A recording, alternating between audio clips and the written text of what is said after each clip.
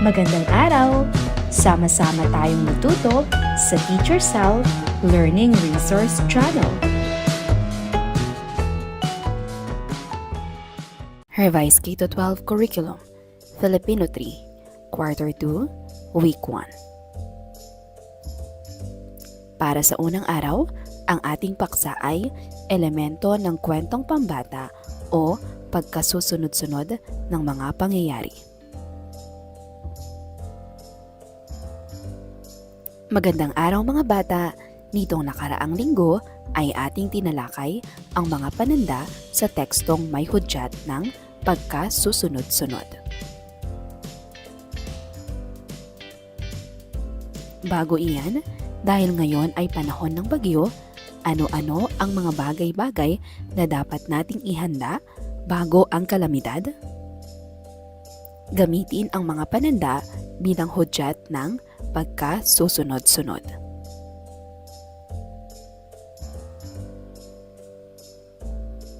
Una, alamin ang balita ukol sa lagay ng panahon. Sumunod, alamin ang plano ng komunidad hinggil sa paglikas. Pagkatapos, ihanda ang go bag na naglalaman ng mga mahalagang bagay ng pamilya. Panghuli, maging alerto at sumunod sa kinauukulan.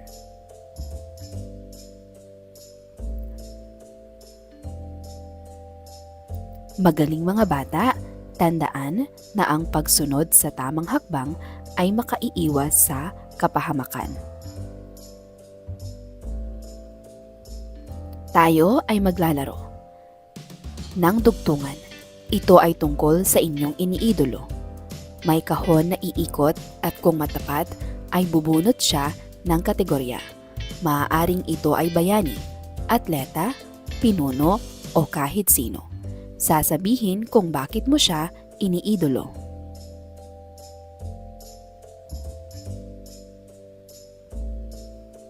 Ito ang sasabihin. Halimbawa, kung ako ang mag-iidolo, ang pipiliin ko, sino? Ang idolo ko ay si Dr. Jose Rizal. Bakit? Dahil siya ay matalino. Sa ating laro kanina, ano ang ibig sabihin ng salitang idolo? Tama, ito ay hinahangaan. Sino-sino ang mga nabanggit na iniidolo ng inyong mga kaklase? Sino-sino sila? Narito ang mga maaaring sagot: bayani, artista, leader o atleta.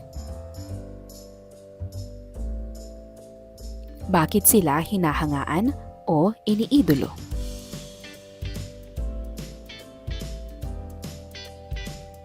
Sa araw na ito, tayo ay magbabasa ng isang kwento. Ito ay pinamagatang Ang Idolo ni Beatriz.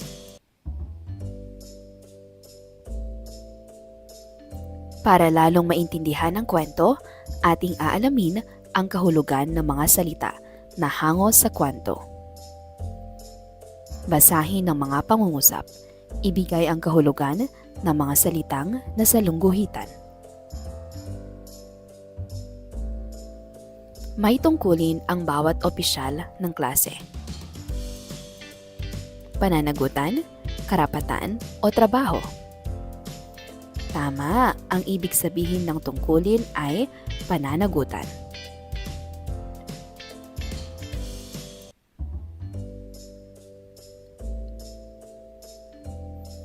Ang isang pinuno ay kailangang maglingkod ng tapat. Ano ang ibig sabihin ng pinuno? Leader, senador o pangulo? Mahusay, ang sagot ay leader.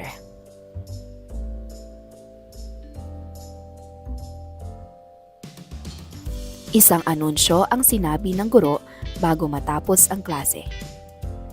Patalastas, pahayag o paalala. Pang-apat, sundin ang mga hudyat kung kailangan magsimulang sumagot. Babala, tanda o kumpas? Mahusay, ang sagot ay tanda. Panglimang bilang, si Beatrice ang piniling leader ng klase. Inihalal, paborito, inilihim. Tama, ang sagot ay inihalal. Sa ating babasahing kwento, sino ang iniidolo ni Beatrice sa kwento? Bakit niya ito iniidolo? Basahin ang kwentong pambata na pinamagatang Ang Idolo ni Beatrice. Tingnan ito sa Learning Activity Sheet. Sino ang pangunahing tauhan sa kwento? Saan nangyari ang kwento? Sino ang iniidolo ni Beatrice? Bakit niya ito iniidolo? Ilarawan si Apolinario Mabini. Sa iyong palagay, bakit namangha si Beatrice kay Mabini? Bilang isang bata, paano mo isasabuhay ang magagandang katangian ni Mabini? Paunlarin natin, ang inyong klase ay hahatiin sa 2 pangkat. Pagmasdan ang mga larawan.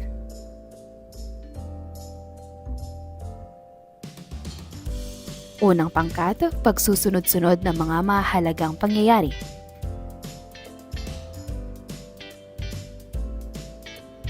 Narito ang mga tamang kasagutan.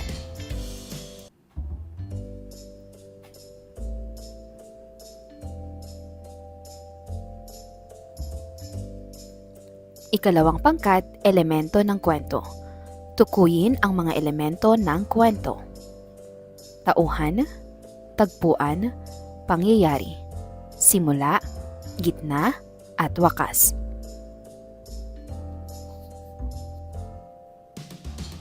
Ibahagi ang inyong kasagutan sa klase.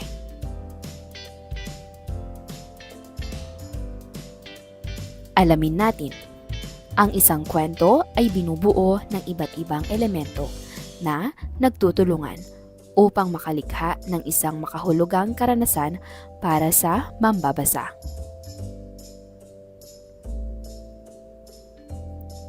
Tauhan, ang mga gumagalaw sa kwento na maaaring sila ay tao, hayop o kahit na mga bagay na mayroong katangian at kilos.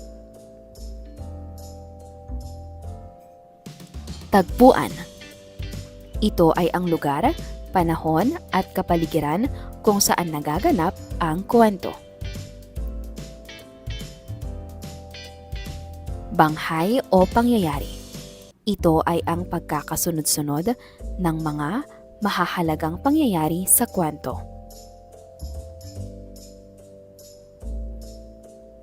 Gawin natin. Ayusin ang mga pangyayari sa isang kwentong pambata gamit ang mga elemento ng kwento sa paraang patalata. Ang nawawalang pusa. Nagsaya si Bunso dahil nakita niya si Mimi. B. Hinanap ni Bunso si Mimi sa buong bahay. C. Tinawag ni Bunso si Mimi ngunit hindi niya ito mahanap. D. Nakita ni Bunso si Mimi na natutulog sa ilalim ng punong kahoy. E. Nag-alala si Bunso dahil nawawala ang kanyang pusang si Mimi. Narito ang mga tamang kasagutan.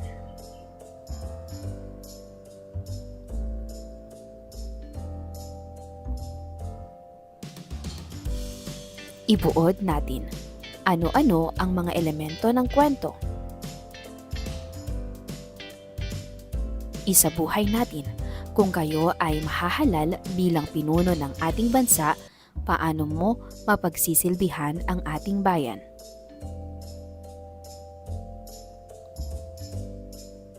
Subukin natin. Tukuyin ang elemento ng kwentong inilalarawan sa bawat pangungusap. Tukuyin kung ito ay tauhan, tagpuan o pangyayari. Si Juan Tamad. Iniligtas ni Bernardo Carpio ang mga tao mula sa isang higante. Nagtulungan ang unggoy at pagong sa pagkuha ng saging.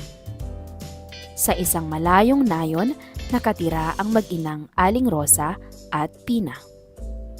Isang munting prinsesa ang nawalan ng magulang at nagkaroon ng mahirap na buhay. Narito ang mga tamang kasagutan. Una, tauhan. Pangalawa, pangyayari. Pangatlo, pangyayari. Pang-apat, tagpuan. At panglima ay tauhan.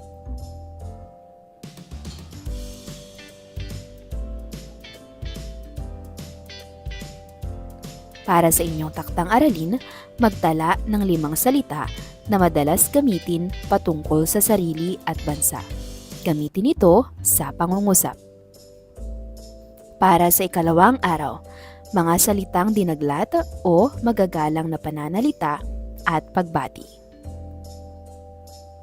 Magandang araw mga bata! Natatandaan pa ba ninyo ang ating paksang pinag-aralan kahapon?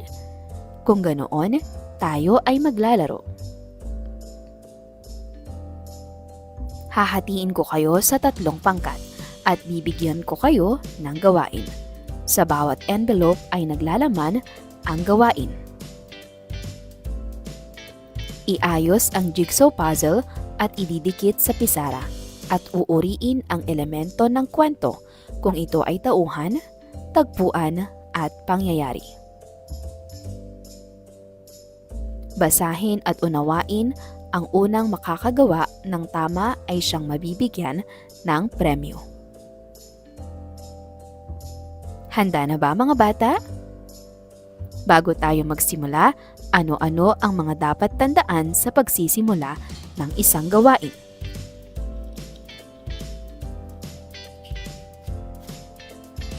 Sa unang pangkat, ito ang mabubuo. Larawan ng 3 biik. Ikalawang pangkat, larawan ng isang pangyayari sa kwentong ang 3 biik. Hinipan ng lobo ang bahay, nagiba rin ang bahay ng kahoy, at tumakbo ang 2 biik papunta sa bahay ng kanilang kapatid. Para sa ikatlong pangkat, larawan ng tagpuan sa kwentong ang 3 biik. Laro tayo. Gawain Pinoy Henyo. Hulaan ninyo ang mga salitang may kategoryang tao sa pamamagitan ng pagtatanong kung ito ba ay ngalan ng tao o bahagi ng katawan ng tao. Sumagot lamang ng oo, hindi o pwede sa inyong mga tanong.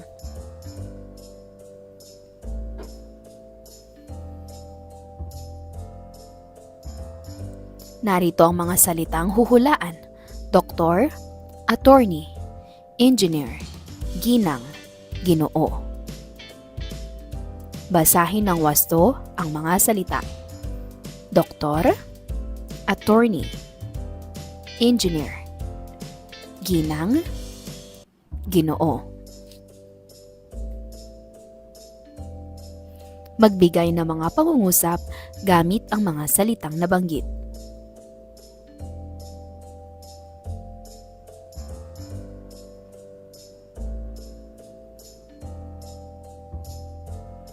Sagutin ang mga sumusunod.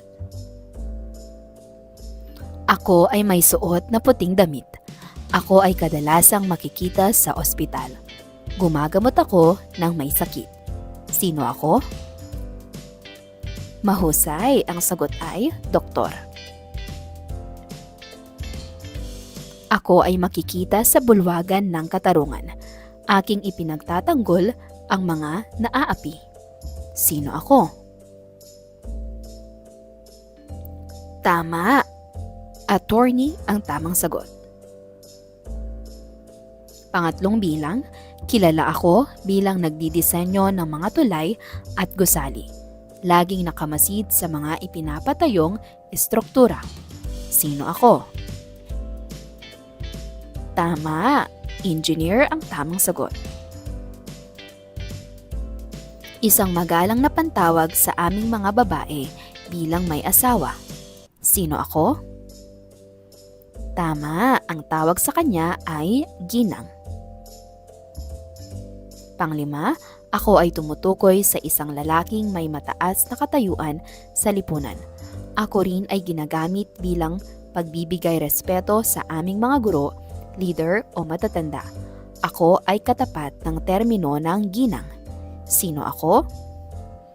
Mahusay, ang sagot ay Ginoo. Nakapanood na ba kayo ng Gabi ng Parangal? Sino-sino ang mga pinararangalan? Halina at magbasa.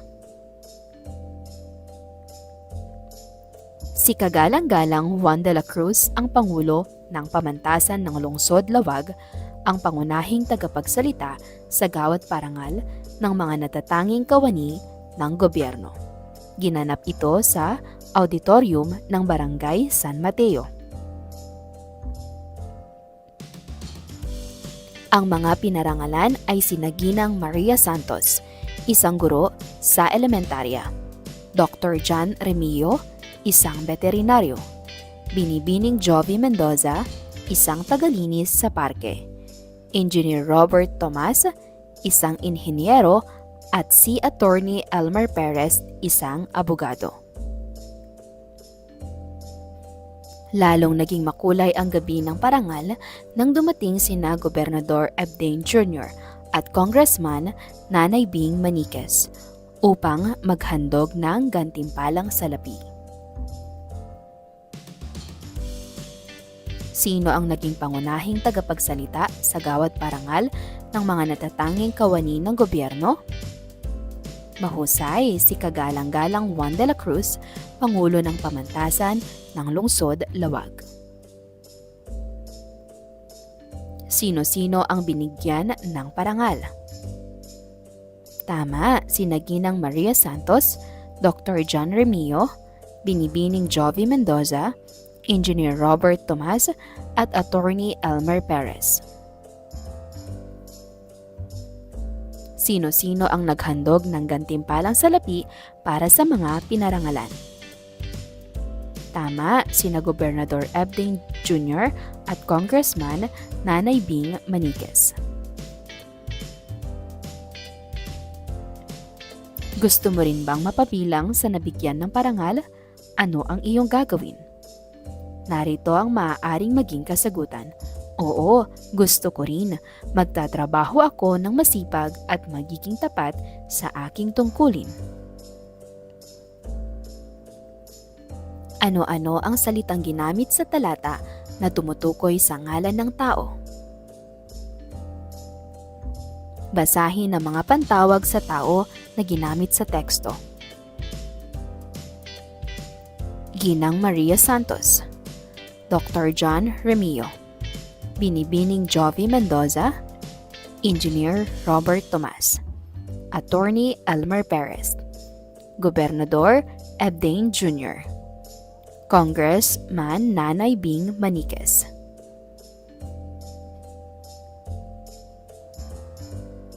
Tukuyin ang mga salitang pinaikli. Ano ang tawag sa mga salitang ito? Paano isulat ang katawagan ng hindi dinaglat?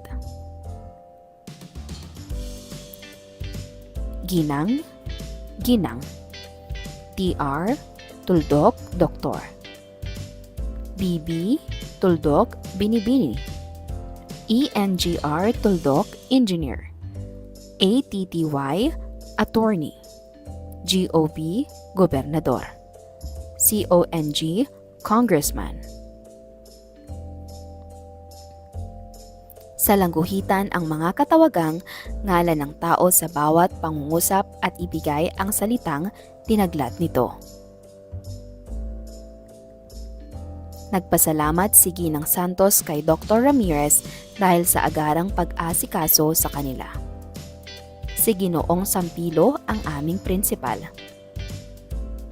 Inirekomenda ni Engineer Mara ang pagkumpuni sa gusali. Nitong Sabado ay nag-ulat sa bayan si Gobernador Garcia. Nakipag-ugnayan si Attorney Gomez sa mga apektado ng oil spill. Narito ang mga tamang kasagutan: Ginang, Doktor, Ginoong, Engineer, Gobernador, at Attorney.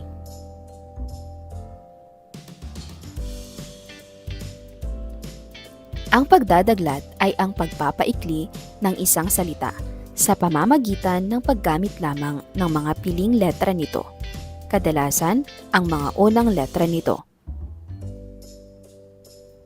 Ang paggamit ng mga dinaglat na salita tulad ng mga sumusunod ay nagpapakita ng paggalang. Halimbawa, magandang umaga po, Ginoong Larry Beltran. Ikinagagalak kitang makilala, Dr. Agnes Ver. Maaari po ba kaming makiraan, Binibining Joan Valdez? Gamit ang mga sitwasyon, sumulat ng isang pangungusap na gumagamit ng magagalang na pananalita o pagbati. Isang estudyante ang nagtatanong ng nawawalang gamit sa kanyang gurong, si Binibining Grace Manalo. Magandang umaga po, Binibining Grace Manalo. Maaari po bang magtanong kung nakita niyo ang aking lapis? Pangalawang sitwasyon. Isang pasyente na nagtatanong kay Dr. Ted Herbosa tungkol sa foot and mouth disease. Magandang araw po, Dr. Ted Herbosa. Maaari ko bang itanong ang tungkol sa sakit na foot and mouth disease? Ano ang tinatawag na pagdadaglat? Kailan ginagamit ang mga magagalang na pananalita at ekspresyon?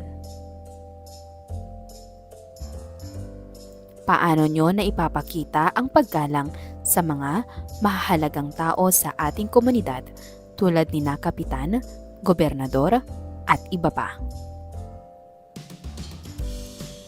Sa langguhitan ang katawagang ngalan sa bawat pangungusap at isulat ang dinaglat na salita nito. Isang manggagamot sa sakit ng puso si Dr. Garcia. Si Ginoong Juno Jose ay binigyang parangal sa plaza. Nagpunta sa China si Pangulong Bongbong Marcos para sa kanyang state visit. Si Ginang Cory Aquino ang unang babaeng naging Pangulo ng bansang Pilipinas. Lubos na ikinagalak ang pagdating ni kagalang-galang pangalawang Pangulo Sara Duterte. Narito ang mga tamang kasagutan: Doktor, Ginoong, Pangulong, Ginang, Pangalawang Pangulo.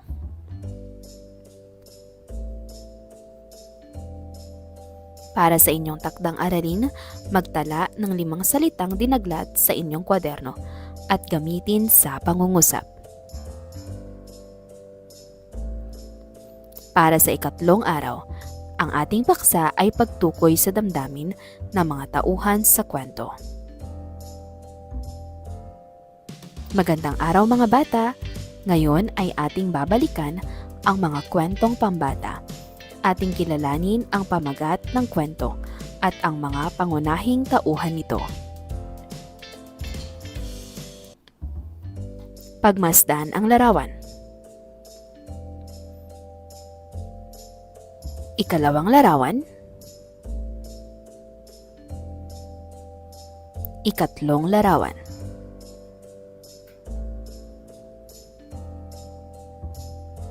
Para sa inyong pangkatang gawain, magsulat ng mga salita na may kaugnayan sa salitang pangarap.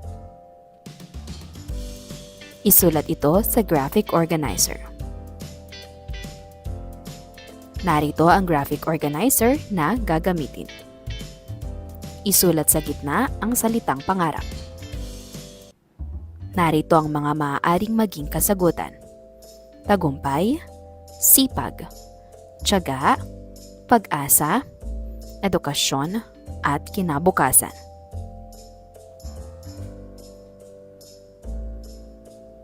Ano ang kahulugan ng salitang pangarap?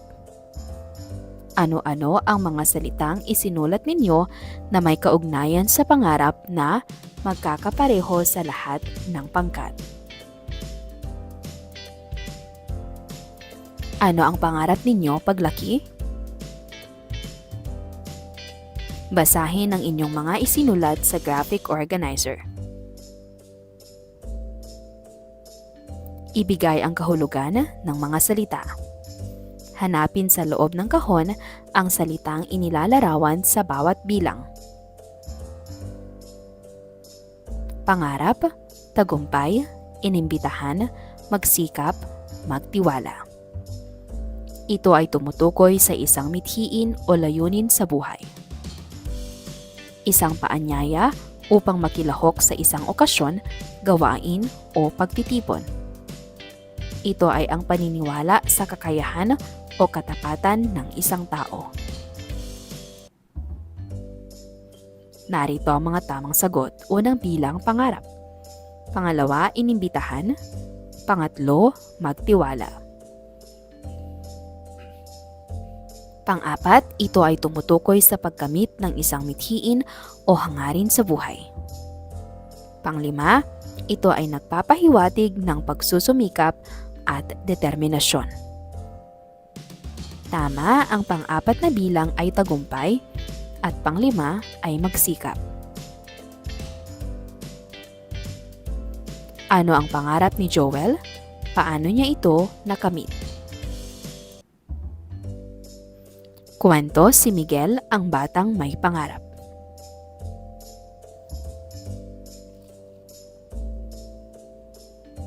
Ano ang natamong pangarap ni Miguel? Bakit nagtagumpay si Miguel? Paano niya ito nakamit? Ano ang sinabi ni tatay ni Miguel sa kanya tungkol sa pagtatagumpay? Paano nagbago si Miguel? Ano ang aral ng kwento?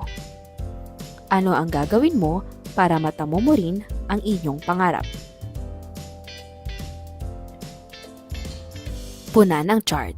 Para sa unang column, elemento ng kwento, pangunahing tauhan, tagpuan, pinakamahalagang pangyayari, at wakas.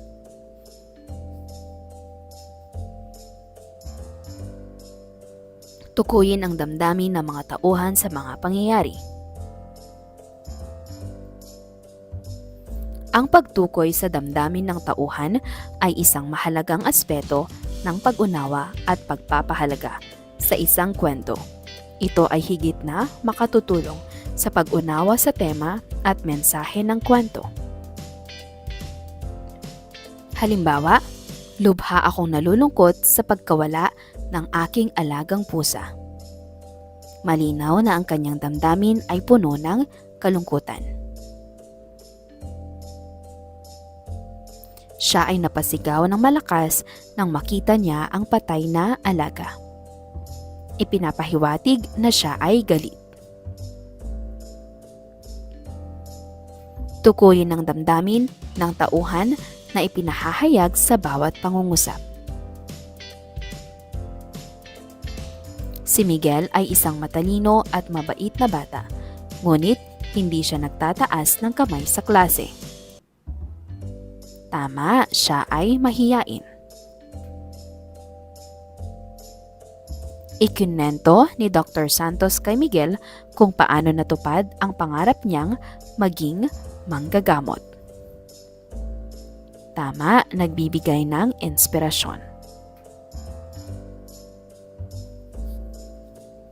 Kinausap ni Ginoong de la Cruz si Miguel at sinabing ang tagumpay ay hindi dumarating sa mga taong natatakot. Tama, maalalahanin, mapagtiwala.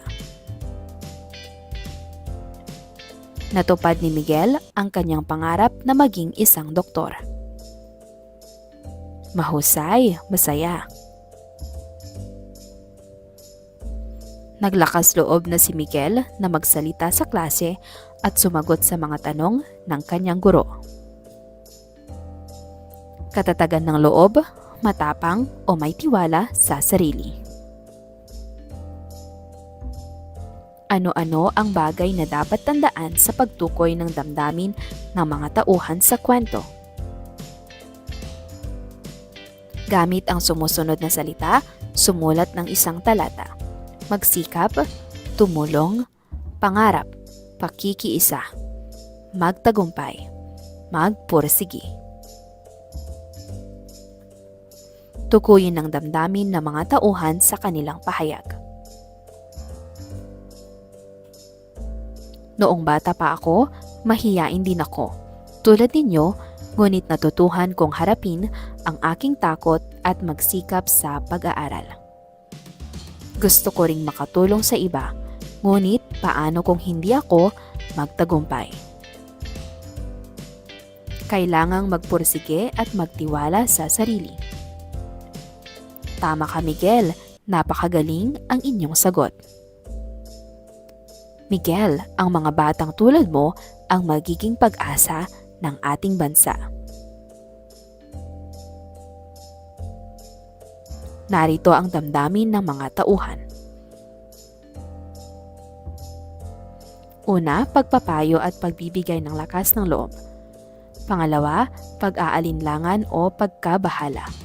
Pangatlo, pagtitiwala at determinasyon. Pang-apat, paghanga at papuri. Panglima, pag-asa at paniniwala. Basahin ang mga pahayag na nasa pagtataya ng natutuhan ng may tamang tatas at damdamin.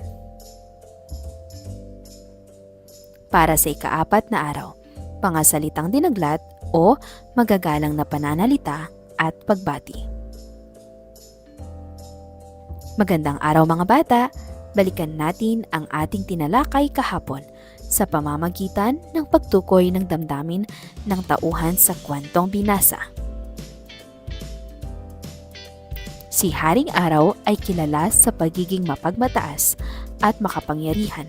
Hindi niya pinapansin ang hinaing ng kanyang nasasakupan. Anong katangian mayroon ang hari? Tama, siya ay mayabang. Isang araw, nagsaya si Tipaklong sa pagkanta at pagsayaw habang si Langgam ay walang tigil sa pag-iimpok ng pagkain. Nang dumating ang tag-ulan, nagutom si Tipaklong at humingi ng tulong kay Langgam at siya naman nitong pinatuloy. Anong ipinakita ni Langgam sa sitwasyon? Tama, siya ay masipag at maawain.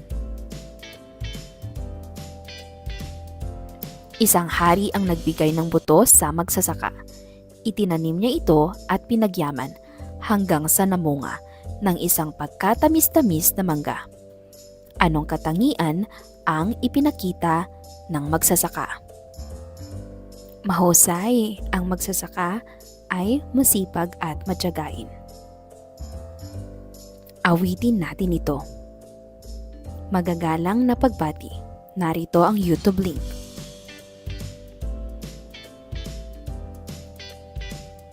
Sa ating awit kanina, isulat sa pisara ang mga magagalang na pagbati na nabanggit sa awit. Kailan ginagamit ang mga magagalang na pananalita? Ibigay ang kahulugan ng salitang may salangguhit.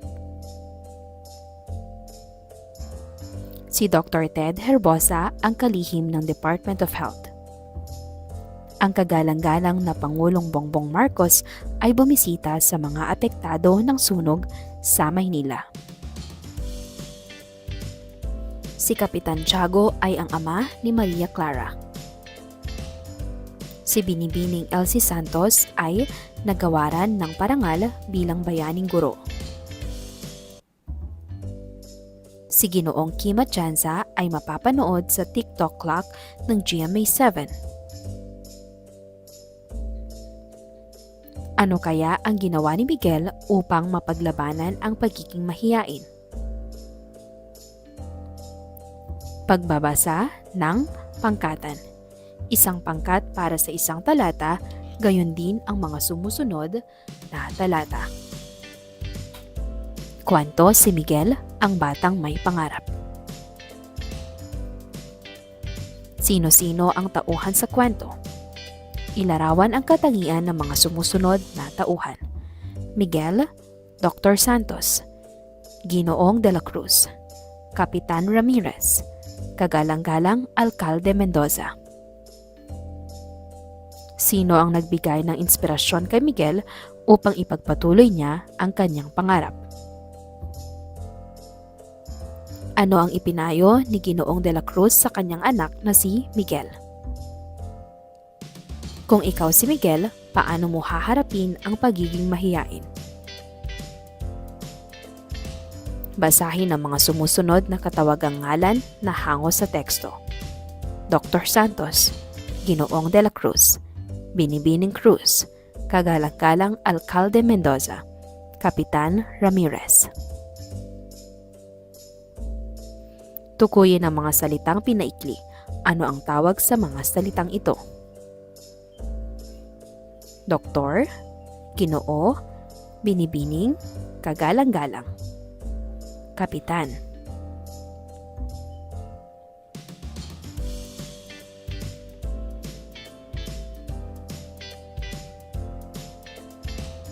Paano isulat ang katawagan ng hindi dinaglat?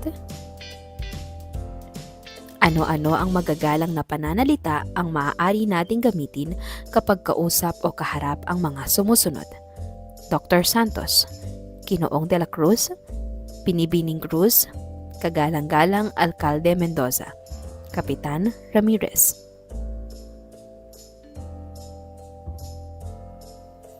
Ang paggamit ng magagalang na pananalita ay isang mahalagang bahagi ng pakikipag-ugnayan sa kapwa. Nagpapakita ito ng paggalang, pagpapahalaga at pagsasaalang-alang sa damdamin ng iba.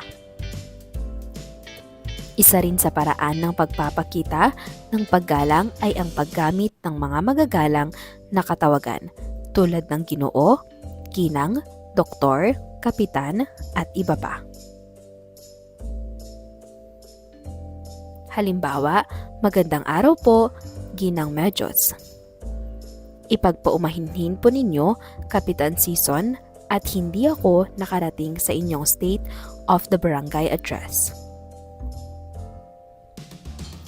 Kompletuhin ang mga pangungusap gamit ang angkop na dinaglat na katawagan.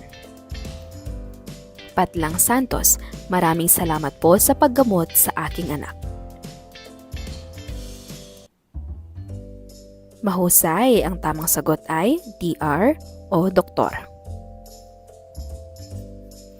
Magandang umaga po, Patlang Tiago. Mapalad po ako at nakilala ko ang masipag na ama ng barangay. Tama, ang sagot ay Kap o Kapitan. Patlang Jimenez, nais po naming magpasalamat sa inyong tulong legal para sa aming mga lupa. Mahusay, ang sagot ay Attorney. Magandang araw po, Patlang Garcia. Maaari po ba kaming magtanong tungkol sa aming aralin sa pagpapatayo ng mga tulay? Tama, ang sagot ay Engineer. Si Patlang Mercado ay kilalang espesyalista sa puso. Tama, Doktor. Ang tamang sagot. Paano nakatutulong ang tamang paggamit ng mga dinaglat na katawagang ngalan tulad ng Doktor, Kap, Attorney at iba pa sa pagpapakita ng paggalang sa mga pag-uusap sa lipunan? Sagutin ang mga sumusunod na sitwasyon na kung saan nagagamit ang magagalang na pananalita sa pagbati at ekspresyon sa iba't ibang sitwasyon, partikular sa wikang ginagamit sa pakikipag-usap sa paaralan o academic language. Unang sitwasyon, pakikipag-usap sa guro. Papasok ka sa silid-aralan at nakita mo ang iyong guro na si Binibining Joyce Ramos na abala sa pag-aayos ng mga gamit. Ikalawang sitwasyon, pakikipag-usap sa librarian. Kailangan mo ng tulong sa paghahanap ng aklat sa silid-aklatan. Piliin ang formal na katawagan sa mga sumusunod na sitwasyon. Kapag binabati ang isang doktor, alin sa mga sumusunod ang tamang gamitin? A. Doktor, B. Engineer, C. Ginoo. Mahusay, ang sagot ay A.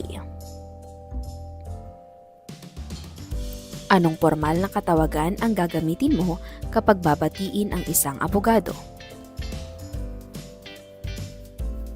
Tama, ang sagot ay B. Nais mong kausapin ang iyong guro.